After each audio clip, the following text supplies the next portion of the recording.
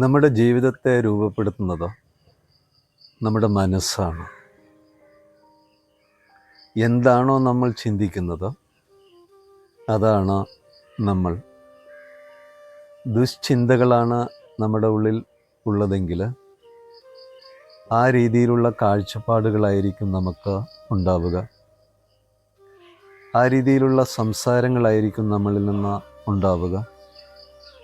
ആ രീതിയിലുള്ള പ്രവൃത്തികളായിരിക്കും നമ്മളിൽ നിന്ന് ഉണ്ടാവുക. അത് നമുക്ക് വേദന ഉണ്ടാക്കും, ഒപ്പമുള്ള ആളുകൾക്കും അത് വേദന ഉണ്ടാക്കും. ആളുകൾ വേദനിക്കുന്നതിനേക്കാൾ കൂടുതൽ നമ്മുടെ പ്രവൃത്തി കൊണ്ട്, നമ്മുടെ കാഴ്ചപ്പാട് കൊണ്ട്, നമ്മുടെ സംസാരം കൊണ്ട് നമ്മളായിരിക്കും കൂടുതൽ വേദനിക്കുന്നത്.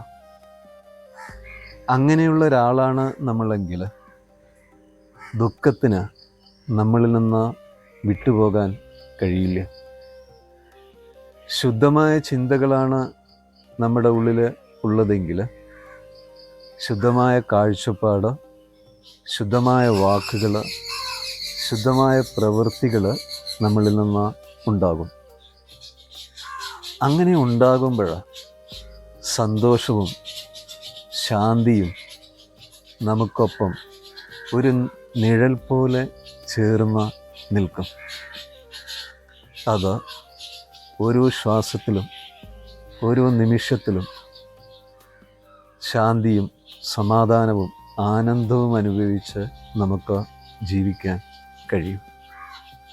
അങ്ങനെയുള്ള സാഹചര്യങ്ങൾ നമ്മൾ നമുക്കായിട്ട് ഒരുക്കിയിട്ട് കൊടുക്കണം. അങ്ങനെ ഒരുക്കാൻ കഴിയട്ടെ എന്നുള്ള പ്രാർത്ഥനയോടെ